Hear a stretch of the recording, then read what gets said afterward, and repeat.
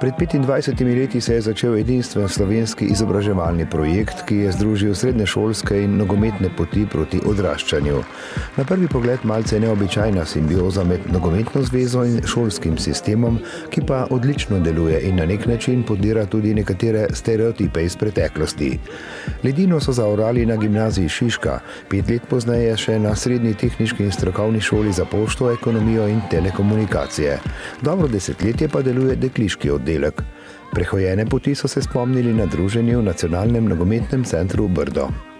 Nogometna zveza Slovenije je ustanovitelj in partner projekta, ki je v vseh teh letih dal veliko pozitivnih osebnosti z vrednotami, kar je za mene na koncu zelo pomembno, in pa kar je pa najbolj pomembno, da so v bistvu vsi dijaki končali tudi šolanje, se pravi, da so bili neko formalno izobrazbo in tako ali drugače ostajajo v nogometu. Z maturitetnim spričevalom v roki, z nogometnim in splošnim znanjem, ki na enem pomembnejših življenjskih križišč postavljata temelje za nadgradnjo ene in druge poti. Zato, ker je otrok nogometaš, ni prav, da bi izgubil izobrazbo. In to je tista zgodba, ki jo mi tukaj peljemo, da omogočamo, da otrok, nogometaš, nogometašica lahko dela oboje, šolo in šport. Pod strokovnim vodstvom profesorjev in nogometnih trenerjev v programu, ki ponuja optimalne pogoje za treninge in učenje. Obe poti se prepletata in dopolnjujeta. Enkrat tedensko oziroma na 14 dni se dobivamo z vsemi koordinatorji pa z temi učitelji. Se pravi, se pogovarjamo o njihovi dinamiki, kakšne imajo ocene in take zadeve. Potrditev, da so na dobri poti, so seveda vsi, ki so že odšli naprej po karierni poti, in pa tisti, ki vsako leto potrkajo na vrata nogometnega razreda. Slednji morda vzpodbujeni tudi s kakšnim od znanih obrazov, ki je uspešno opravil tovrstni srednješolsko nogometni program. Seveda imamo najbolj vidne reprezentante, tisti, ki so zelo uspešni, ampak tudi na vse tiste dekleta in fante, ki potem nadaljujejo to svojo športno pot, bodisi kot trenerji, z delom z mladimi, kot funkcionarji v klubih. Nekateri izmed njih so bili del dogodka ob jubileju, prijetnega druženja tudi z nekaj tekmovalnosti, ter seveda spomini, ki so privreli na plano. Praktično sem odrasla zelo hitro, ker sem pač šla od doma, toliko mlada, prvič sama nekam drugom.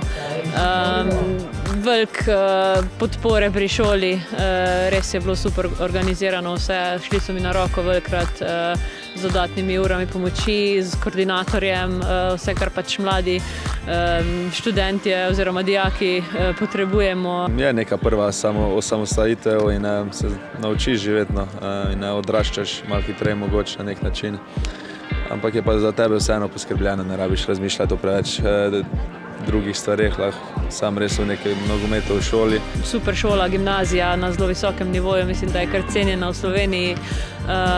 In pa seveda dobri treningi.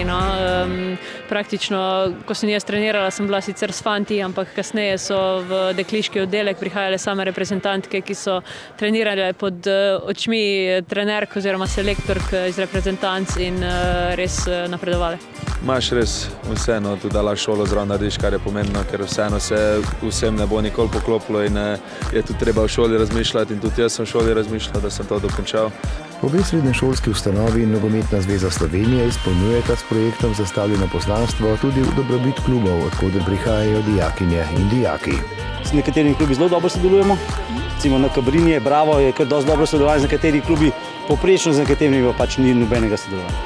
Ob časovni prelomnici tudi pogled naprej. Ena od želja je več teh centrov, mogoče 3 centri, enega v Ljubljani, enega v Kopru, enega v Mariboru, da bi fantje pravzaprav ne bi bili vezani na dijaški dom, pa bi lahko prihajali zjutraj na te dodatne treninge za individualno delo in potem popoldne grejo v svoje klube. Skratka, projekt, ki je zgodba o uspehu. Projekt na trdnih temeljih, ki so garancija za nadaljnje sobivanje splošnega in nogometnega izobraževanja.